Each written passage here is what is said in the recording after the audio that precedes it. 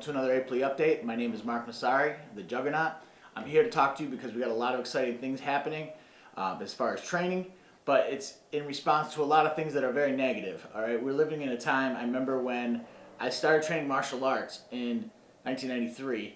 I started taking Wing Chun Kung Fu. For those of you who don't know, that's the art that the late Bruce Lee took. He studied under Ip Man, Grandmaster Ip Man, and that was the Chinese hand-to-hand fighting system that is basically still to this day one of the top in the world. So I was taking that, and then something happened. I joined the military in August of 2000, and by September 2001, 9/11 had happened. At that moment, two things changed for me. The year before, I had joined, and I wasn't super patriotic. I loved America, but when I went to boot camp, I became more patriotic. When I went to training in the boot camp environment, I learned about the greatest terrorist threat to America, which was Osama bin Laden. Again, I learned about that in August 2000, and I learned about that through basic training. So it was very commonly understood that we were fighting a war against terror, even though the general public didn't really believe it. Changes. Right. But I'm going to just tell you about how it changed for me, okay? Prior to I joined, I had small children. I had 3 small children. So one was on the way, and 2 were actually there. And I joined because I could get college repayment, I could get a bonus, and it would be a great way to provide for my family. Okay, I joined services, which was cooking, mortuary, MWR, and lodging. Basic services that you need in the military when you're in a base. And I was in part of the National Guard. I didn't go active duty for a couple reasons. One of them because I had a family already at that point, and another one because I really wanted to make a career out of martial arts. 9/11 happens, and all of a sudden, the first shift that happened for me is I immediately wanted to get into the fight. That wasn't just my experience, that was the experience of a lot of Americans. People who weren't in the military began to join the military in record numbers. Even volunteers immediately after 9/11 began to rush to New York City to help out. And so it made America aware at that point. Like I said, everybody at boot camp that came to boot camp with me, we had a day where we talked about terrorism, and they said, "Look, everybody, this is the number one threat to America right now, terrorism organization." So, interestingly, it's very interesting. I mean, the reason I bring that up is because that wasn't some top secret briefing that I was in. That was just a basic briefing for 18-year-old kids that are just getting into the military and up, you know what I mean? So, anyways, we knew about the threat of terrorism, but most people don't know about it, okay? We have another threat today that's happening. In the last 6 months alone, we've had more shootings. We've had school shootings. We've had situations like Halloween last year. We had a terrorist extremist basically started mowing people down with a vehicle while they were trying to trick-or-treat on a bike path. There are situations happening around the world, but especially I want to focus on America. Las Vegas shooting happened. Not all of these are terrorist related, but they all are growing numbers of mass violence and violence that's happening in America. Okay, and I believe the problem is it doesn't have the shock value in some ways that terrorism in 9/11 did for America, because we're not talking numbers in the thousands, okay? We're talking numbers in 2s, 3s, 15, 17, and the people in the local area are affected. But the problem is what happens, just like a frog in boiling water, when you turn it up slowly, the frog doesn't realize that it's time to jump because he's dying, okay? So what's been happening is slowly since Columbine, there's been more and more school shootings. It's been happening over and over and over, okay? The law enforcement is doing everything they can to protect that situation. There's been shootings in movie theaters. There's been all kinds of stuff, okay, that I believe in America is a shift. Just like 9/11 was a shift, I believe another shift has taken place in the last few years, and I believe that it's up to, I'm calling on all martial arts people, everybody who's ever done the martial arts first, to get trained and start training people for this, okay? You've heard me say in another video that only 1% of America is involved in law enforcement or military, okay? There is 300 million Americans, but there's only about 30,000 martial arts schools, okay? And most of those martial arts schools teach 70% children, okay? So they have a small percentage of adult training, and most of that training does not gear people to get ready for terrorism. It does not gear people to get ready for multiple attacker situations involving weapons, okay? And if they do, it's a very small piece of their program, and it's learned at the very end when you've mastered all the open hand forms and all this other stuff, roundhouses and front kicks and side kicks and punches. And so for me, for my purposes, for you, so I immediately got involved. I immediately began to try to get involved with security police. Okay, switch my career field. The second thing that I immediately began to try to do is get involved in a martial art that was a little bit more geared towards fighting terrorism, and obviously that became the Israeli martial arts, Krav Maga, as we know it today. Not just the hand-to-hand portion of Krav Maga, but every aspect of the Israeli fighting method, which includes shooting principles. Okay, how to stop a terrorist with a weapon. Okay, when he's coming at you, when he's coming into your building, into your office, into your school, into your movie theater. Okay, and what is the strategy of a terrorist? It's not, they're not all Muslim extremists, right? Some are just crazy people. Okay.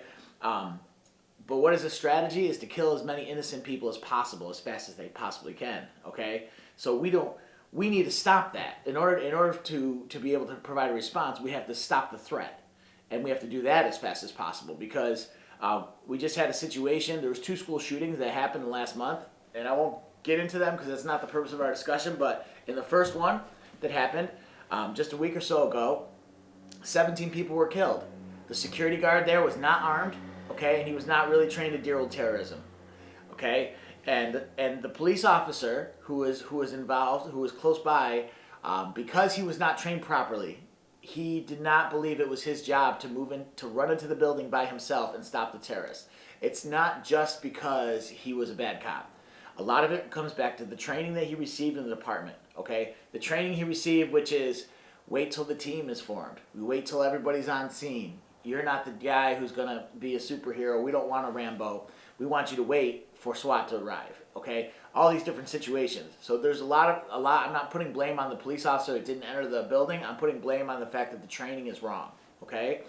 Secondly, next shooting happened. This just happened a couple days ago. And in this situation, there was an armed response. Okay? There was an armed police officer that actually put down the shooter. The shooter was a angry boyfriend, ex-boyfriend, that tried to kill his girlfriend. He shot his girlfriend and her new boyfriend. And the armed response worked. He put him down, and there was only a couple people injured versus 17 people, 17 fatalities. So again, I'm not here to talk about politics necessarily in details, but I'm more here to talk about what is your response. Okay?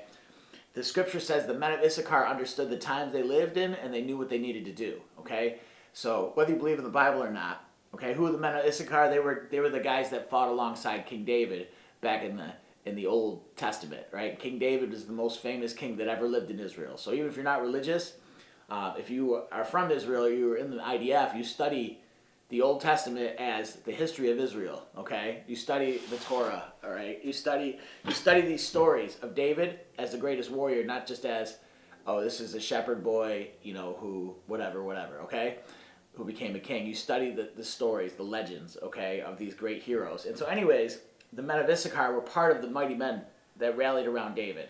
There were 30 mighty men that rallied around King David, and those men basically would do anything for David. And the thing is, they rallied around David while he was still on the run from Saul. Okay, you can look this all up in the scriptures. Okay, this is not a Bible story, but what I want to explain to you is a shift had happened in the kingdom, okay, in Israel, because God's hand was on Saul, and things were working for a while, and all of a sudden things shifted. Saul was disobedient, and it began to shift onto Samuel. God came to Samuel and said, look, my hand is leaving Saul, and I need a new king, because Saul is not doing what he needs to do, and this is what needs to be happening. So basically, that verse that talks about the men of Issachar, they understood the times they lived in. The times they lived in was basically that the favor of the Lord was not with Saul anymore, okay? And they were kind of like Robin Hood and his merry men, okay? They were kind of outlaws for a while. David and his men were kind of outlaws until they finally established themselves years and years later in the kingdom and ruling over Israel. Now, David, obviously, if you've ever seen the Israeli flag, the Star of David, David Magen, which is called the Star of David, is the part of the Israeli flag, the main part. So, anyways, all that to say, what does that have to do with you and me? Why is he talking about the Bible? It's not really about the Bible right now. I'm talking about the fact that the time that you live in, and the time that I live in right now is a time of terrorism. It is a time where anybody can be a terrorist, not just somebody connected with a big political organization. Somebody that wants to kill themselves, and they decide now, instead of just killing myself, I'm going to kill as many people as possible with me. I'm going to take as many people out. Why is this happening? Okay, there's a lot of reasons. I'm not going to get into it. It might be because of, it had something to do with video games, a lot of these shooter video games. It could be related to the fact that parenting is now a rare commodity like gold, okay? There's very few good parents out there that are actually teaching their kids stuff. We unfortunately, we've been taught, leave it to the professionals on almost every level of being American. We leave it to the professionals, and we leave the teachers the job of raising our kids, not us as parents being the first teachers. We leave protecting our homes and our families in the job of the government, instead of primarily being like, hey, if somebody breaks in my house in the middle of the night, I'm the first responder to that situation. Yes, I want to call 911. Yes, I want to call the police. But I'm the guy that's there right now. And so I need to be trained in an event that would happen. Okay? We look at medical stuff. Everybody understands that it makes sense to learn how to give somebody the Heimlich maneuver, to learn how to give somebody CPR. Several jobs. You can't even get a job until you learn CPR. Now, if you working that job say, well, that's not my job to give CPR. I'm not a nurse. I'm not a doctor. I'm just whatever. Okay, they would say, you're ridiculous. This is part of your job. You need to do it. Another area where this is understood is in fire department, in firefighting. Okay, what do we do in schools? Fire drills. What do we talk about? We used to do, when I was a kid, we used to put stickers in the windows where the kids were. The firemen would come into the school. They'd talk to the kids and say, look, if a fire happens, here's what you need to do. Here's how you check a door handle to see if there's a fire on the other side of the door. Here's how you pay attention to your surroundings. Situational awareness, we call it in Krav Maga. So all of this to say, the times that we live in right now are very bad, okay? I'm not saying America is disappearing, but I am going to say that in the next 7 years, you're going to see violence increase dramatically, tenfold. You're going to see it in school shootings. You're going to see it in the movie theaters. You're going to see it everywhere there's a gun-free zone. Here's another problem, okay, with America. Most of America. We don't understand the reason for weapons, okay? We understand why cars exist. Okay, there's lots of fatalities with cars. But what do we understand about cars? Cars help us get, they're tools to help us get places easier. They help us make the job of traveling easier. What are guns? Okay, guns can be, it's just a tool, just like a car. A gun can be used to hunt, okay, which we don't really need, most people don't need to do anymore except for sport, because most people can go to the grocery store, at least at this point. So most Americans have lost the skill of being able to hunt their own food, okay? What else is a weapon for? Protecting your family. And again, like I said, we have lost that skill in America, okay? We've lost the skill. So what happens is when these events start happening, we begin to say, take the guns away, okay? It's like saying, oh my gosh, I can't watch 9/11. I can't believe somebody crashed into the Trade Center buildings. Let's just turn the TV off. Turning the TV off doesn't stop that it happened, okay? I'm not saying you should watch, definitely people were traumatized. I remember hearing psychologists say that people even that weren't connected to the incident, just by watching the TV screen and watching it on TV, were actually had to do, some of them were dealing with PTSD and trauma related to even watching the incident on TV.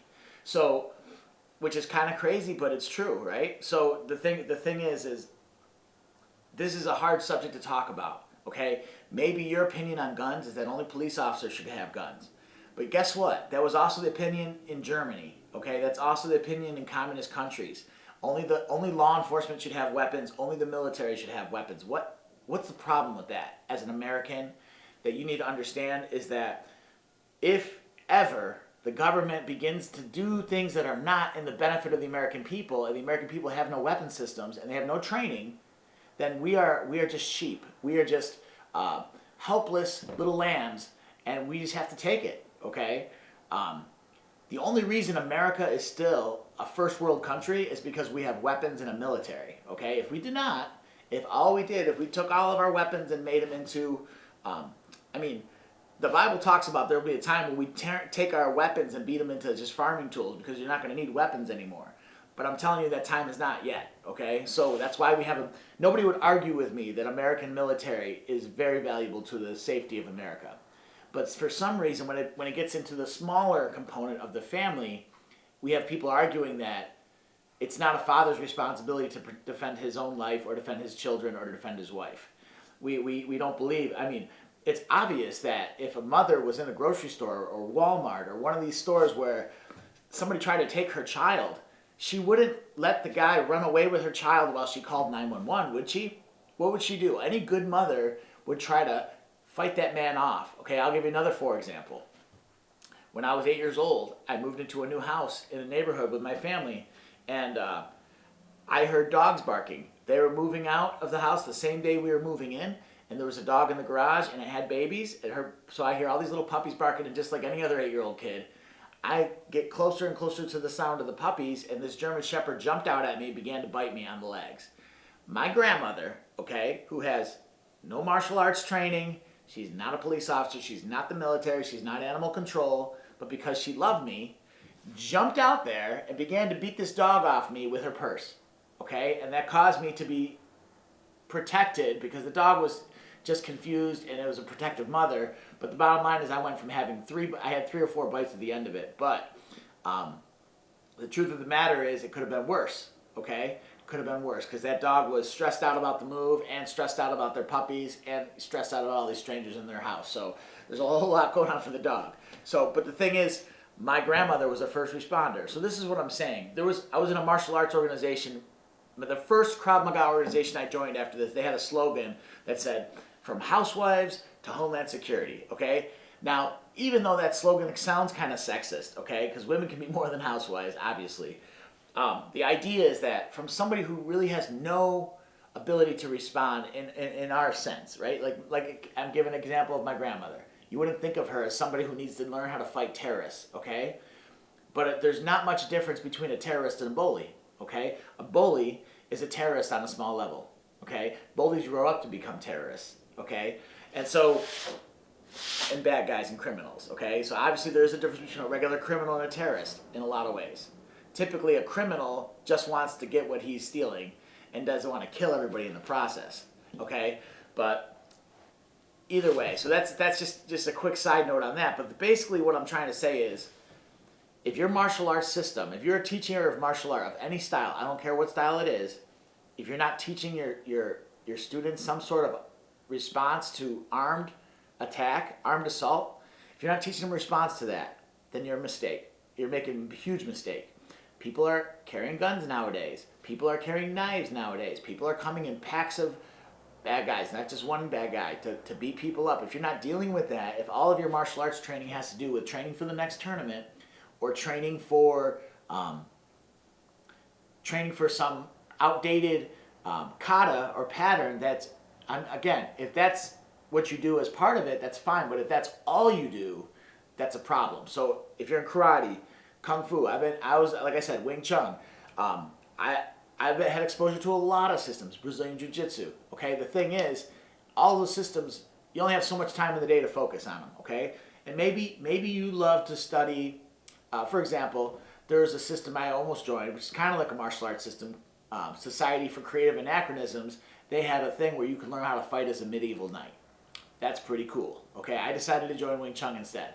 This was when I was a teenager. So the thing is, there's nothing wrong with learning how to fight as a medieval knight and dress up and go and do fake wars, mock wars and stuff, except for the fact that all of those skills don't directly translate into stopping a terrorist threat or stopping a guy from mowing down your family with his vehicle, okay, when you're out there trick-or-treating on Halloween or you're Christmas caroling, okay, and somebody doesn't like the holiday of Christmas. So anyways, let me just tell you what we got, okay? So this is all to get to where we are here, and I tell you, I've committed my life, okay?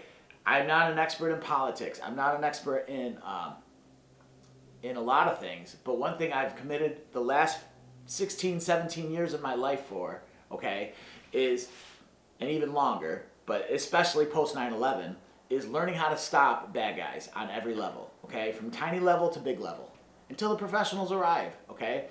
I'm not against the military because I was the military. I'm not against law enforcement because I was involved in law enforcement. I'm not against the government making our schools safer by locking them down and by making only one entrance. I'm all for all that. That's great. I've been an armed security guard for a long time. I've been in the security industry. I understand that having cameras in the schools will help. I understand that having most of the doors locked will help. Having a plan, just like a fire drill, for how to deal with these threats will help. Training teachers will help. There's so many things that will help. The problem is we're getting hit with one news story after another of these things happen in different parts of the world, and a lot of people are saying, this is just, it's always been like this, but we just see it now more because of the news. That's not true. Okay, there was not. I mean, I can just speak for my own life. When I was a teenager, there was not these things happening all the time. Okay, Columbine was a very out of the norm experience. That's why people still are talking about it 20-something years later, okay? But now it's like you can't even fully digest the one attack when the next attack happens. So what do we do about this, okay? APLEA has a plan. APLEA means American Private Law Enforcement Association. What is private law enforcement? It's idea that the security industry, it's not just the security industry, it's normally referred to as the security industry as the private sector of law enforcement. Armed security. But when APLEA defines it, we include private citizens. In Israel, every private citizen is part of their National Guard program, part of the reserve military. Partially because they've all been, a lot of them gone through and become vets. Another reason is just because they understand that if Israel doesn't deal with the problem, it's not going to go away. Israel will end up ceasing to become a nation. So it's every Israeli's job to defend their country against all threats, foreign and domestic. So it's very understood in Israel, in other countries too. But in America, because we're so big and we're so blessed with all these high-speed programs of professional military, law enforcement, etc., we think that we're off the hook. We can let somebody else do our dirty dishes. So so maybe you're listening to, you're like, oh man, what he's saying, I understand. He's absolutely right. How do I get involved? I've never done any martial arts before. I've never done any training. Well, one thing you could do, if you don't live close to me, you can join a local martial arts program. Just make sure they're dealing with these type of threats, because I think it's important, okay? Not just once a year at a seminar, but on a regular basis. Another thing you can do, I've just moved here into New York State. In Schenectady, New York, we have a training facility where I can teach you this stuff, okay? I have teams of instructors that I've been teaching for years that are going to be coming in and out of here doing seminars. I'm going to be traveling, so if you're a martial arts school owner and you want to bring me to your school, I will do it for very, very cost-effective prices. Because the truth of the matter is, when I originally wanted to get involved in this back in the early 2000, 2002, 2004, the price was cost prohibitive. I couldn't get involved in it. I only had 10 students. I had storefront dues to pay. I make this affordable for your school so that you can plug this. It's a plug and play program you can bring into your school. Okay, whether you're karate, whether you're aikido, whether you're judo, kung fu, it doesn't matter. Okay, I will say that I have gotten away from a lot of the traditional arts that have gun and knife and club defenses that are not combat tested. Okay, I've traveled, even in the last couple of years, I've traveled to I've been a part of many organizations in Krav Maga. I don't agree with everybody's technique. I've been to many organizations traveling with different martial arts styles, traditional styles. Just because somebody's labeled, oh, you're a Wing Chun school, it doesn't mean you're a good Wing Chun school. It doesn't mean you're a good Wing Chun teacher. Just because you have a good name of a brand, just because you say you're a Krav Maga school, doesn't mean you're teaching this stuff. And I will also say, in a lot of the Krav Maga schools, I'm not picking on anybody, but a lot of the Krav Maga schools, we're focusing mostly on the hand-to-hand stuff, okay, which is still good. It's still good.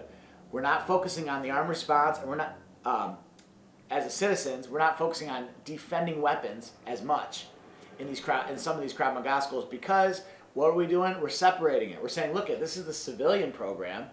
This is the law enforcement military program. I believe that's a mistake. We need to train everybody like they're in the military and law enforcement. If that's the best material, why are we saying, I can fight a bad guy with a machine gun, but you can only fight a bad guy with a wooden pitchfork, right? That seems unfair, right? As American citizens, the whole concept is we the people, which means that we the people should have the same resources that everybody else who's we the people.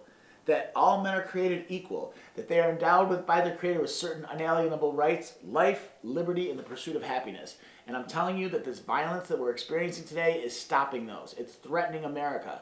if we do not do something, if the American people do not do something very soon, we are not going to have life, liberty, and pursuit of happiness very much longer. So what can I train you in? What can our instructors in APLEA train you in? Okay, hand-to-hand skills that directly relate to the street. Okay, that's one thing. Number two, weapon defenses. Okay, weapon defenses because that deal with modern weapons, not just samurai swords and nunchucks. Okay, things that you're going to find in everyday occurrence when people are going to attack you. They're going to have weapons. Everybody can get a knife. Okay. Also, I can train you in how to use weapons. Okay, why is that? Oh, that sounds very violent. Listen, if 10 guys attack you and you have a pocket knife, your chances of survival go up exponentially. Okay, not saying I want you to only have a pocket knife. For example, I'll show you my little knife I got. All right, this is a folder, and again, there's reasons why you would have not a folder. You would have a fixed blade because it's easier to open. You don't have to open a fixed blade. But this right here, I could probably fight 20 guys off with this. Okay, versus, hey, I'm in my 40s now. If 10 young guys that just got out of jail came and started fighting me, my chances, no matter how much training I have, if I don't have an armed response, go down significantly. Here's another thing. I learned this from Masad Ayub, who's one of the leading experts and police trainers out there. He said the ability to have an armed response, or he was talking mostly handguns, is the ability not to kill but to deter. 10 guys are starting to run at you, and you pull this out, and you're like, "Get away from me! Back up right now!" Guess what? This makes your words a lot more serious than "Get away from me!" "Hey man, get away from me!" Okay, it's just a lot more threatening. Okay, so you might not have to cut anybody just because you carry a knife, or just because you carry a gun doesn't mean you'd have to shoot anybody. You want to stop the threat with the least amount of force necessary as quickly as possible. Okay, so hand to hand. Weapons training for you have a gun. You have a long. There's a difference in how you use a long gun versus or a rifle, and how you use a handgun. Okay, there's a difference in. You're talking about multiple weapon systems. If you're talking about I have a pocket knife and I have a handgun, which do I use first? There's a lot of considerations. Another thing we specialize in, we believe, my brother and I began talking about this a couple years ago, is that because of the violence is going up. We all can agree that those are real statistics, okay? With the shootings and just random violence happening in America. Because of that, half the people say we need weapons. The other half the people say get rid of the weapons. We're going to turn the TV off and pretend like this is not happening, okay? So because of that, what's happening in America, even though there's things in place right now where they're trying to get concealed carry available in all 50 states, all these things are happening. There's too many people that believe guns are bad, even for the good, and that the only good guys are the people in the military and the law enforcement and the professional community. That we can't trust the citizens with guns. We can't trust the citizens with the knowledge of how to respond to a terrorist attack. Okay? So because of that, what's happening? Guns are being collected and taken away. There's more and more gun-free zones. Schools now, in response to active shooter situations, have big signs in the front of their school saying, "Nobody bring a gun in here." Let me tell you, the bad guy who's coming to kill your children in a school, or my children, is not reading the sign and going, "Oh, they got a sign, I got to stay out of here." It has nothing to do with a sign. The fact is, all these fathers and mothers, if they're armed, some of them police officers, and some of them military members that have been trained, highly trained with weapons, okay, and some of them just APLEA members that I've been training, and they go into a school and they have an armed response, and at that moment, some kid loses his mind and begins to start shooting people. Okay, that armed citizen can respond and stop the threat and cause the casualty rate to go way down, maybe even zero. Okay, if the students who are doing these shootings realize that, hey, our school welcomes legal weapons in our school district. We welcome citizens to protect their families, and we're going to change this. We're going to paradigm shift this. If they did that, guess what? The student will be like, you know what? This school allows their parents and teachers and security guard members to be armed. I'm going to go to this school next door where there is no rule like that, or the movie theater next door where we know that you can't even bring a pocket knife. That pocket knife I just showed you, I've been stopped from bringing it into a movie theater. It's a utility knife. It's not gonna begin stabbing people. Okay. In Israel, you have armed security on school field trips. Okay. It's like, not because, oh, it's Israel, it's so dangerous. I was just there this past summer. It's because they're smart. it's because a bad guy's going to look at that armed security officer on the field trip and be like, I don't think so. Okay? If they're just a robber, they're not going to try to steal your kid. Okay? You have to be pretty serious to go, yeah, even though somebody has a weapon, I'm going to try to do this. You have to be a serious threat. So, anyways, I just wanted to show you this too. This is a black belt, okay? How much is this worth? Okay? I've spent years and thousands of dollars investing in the training where I can say, guess what? I'm a black belt. I'm a master level instructor. I'm certified in such and such styles. I can teach Krav Maga and Wing Chun. But what does that matter? Does the bad guy care whether you have a belt? Absolutely not. Okay? The bad guy doesn't care. Okay? We need to change America.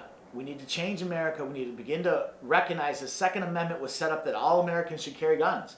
Period. They should all be allowed to. If you don't want to, that's fine. It's good to know your neighbor has an armed response. If you don't believe in guns, you don't want any in your house, fine. But your neighbor, if you know your neighbor's a big gun guy and he does all this stuff and he's been training with police department for 25 years, like somebody like me, if I was your neighbor, and something was to go down in your house and you called 911, I guarantee you'd also call me because I'm next door. I'm not down the road. I'm not 45-minute responding time away. Okay, I'm 1 minute away. So it's everybody's problem. We need to start dealing with it. That's what APLEA is. The APLEA Rangers. This is a free program. All you have to do, go on privatelawenforcement.com, click Become an APLEA Ranger, read our Code of Ethics, say, I agree to the Code of Ethics. You're an APLEA Ranger. You can look up, we have a Facebook group. We also have a brand new website that's come out, and I'm helping the founder of this program. It's called therightconnection.tv. I'll have that at the bottom of the screen. Join it. It's a network of like-minded people that agree with the stuff that I'm saying about this, okay? That we can't let our children keep dying. We can't let our kids go into movie theaters and getting mowed down by psychopaths with weapons, okay? We need armed response. We need to realize that we are living in a time now in America where it's not Leave to Beaver world. We need more. The problems are a lot more. Why? We've allowed people to pour into our nation from other nations. You know, where New York City used to be just a melting pot, the whole America is a melting pot now. We have refugee cities all over America. And there's people that want to kill you, want to murder you, want to, do bad things to you and your family. And even in America, people who are born and raised in America, there's bad people. And now, more than ever, people care less. We're living in a generation where children are disrespecting their parents more than they ever have before. All right, we're living in a generation where people don't respect authority. I've never, when I was a kid, heard all this hatred towards police departments as I hear now. Okay? Are there police that do bad things? Yes. Should we be concerned about that? Yes. How do we protect ourselves against a dangerous police department? We're armed citizens that are highly just as trained, and we can say, no, we're not going to take this. We can take you out, and we can take you out of power, and we can set up a citizen security team if you're not doing your job well. If you have a corrupt city where you have a corrupt police department, we're gonna shut that down. Okay? So, anyways, I'm not telling you what to do. I'm just telling you what my opinions are on stuff. I'm telling you that I'm not trying to raise an army. I'm trying to raise awareness that every person who is the head of their own household has a responsibility to protect their life and the lives of the people that are entrusted to them. Every mother understands this from birth. Not every mother, but good mothers do. Good fathers understand this, and you know what? You can't respond correctly. You can't respond properly if you don't have the proper training and the proper equipment. So, come on out. Schenectady, New York, we are open. We're 365 days a year. We have trainers here that can help you learn how to stop the threat. Okay? 360. We're going to be doing group trainings too. We're going to be teaching you tomahawk. We're going to be teaching you long knife.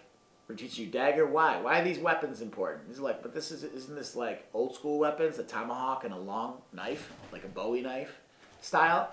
Yeah. Guess why? Because guns weren't as widespread. So guess what? A knife about this size is a great self-defense weapon you can keep in your home without getting a permit.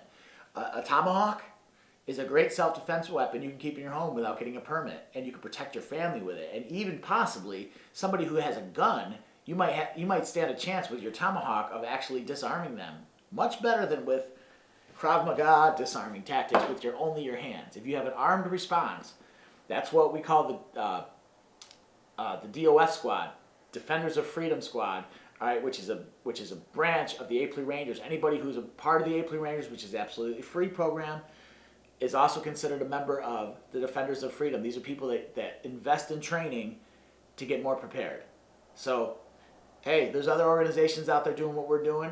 If you are, we rally with you too. That's part of our code of ethics. We're not just trying to be the top of the food chain. You know, we're the only guys doing the right thing. We hope that everybody's going to start doing this more.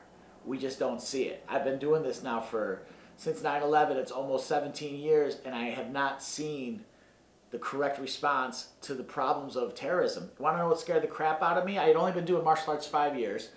I heard that, hey, you can get on an airplane and one day, and that airplane is destined to crash into a building or crash into the ground because 5 guys also got onto that airplane, decided that they're going to take that airplane out. And guess what? You can't get a weapon on an airplane. Guess what? If you might have an air marshal on the airplane, but it might only be one, and there's 300 passengers to protect. Okay, so the point is that why not be your own first responder? Why not get training a little bit, just so you can be safe? I have people coming up to me all the time saying, "Hey, I want to feel safe. Can you teach me some self-defense?" Yes, I can teach you how to defend against a choke. I can teach you what to do when somebody pulls a knife on you. Is it a dangerous, scary, traumatizing type situation? Absolutely. Does even everything that I've learned, does that make me invincible? Absolutely not. I can be killed at any time. Anybody can get caught off guard. Anybody can be surprise attacked. That's the whole principle of Krav Maga, is not training from the +5 when you're ready, but from the -5 when you're not ready. Okay? Not from the +5 when you're fully rested, but from the -5 when you've been run to the ground and now it's time to defend yourself. So, anyways, my name is Mark, the Juggernaut. I'm here in Schenectady, New York. We have training for you for your martial arts program. We will come to you if you want us to.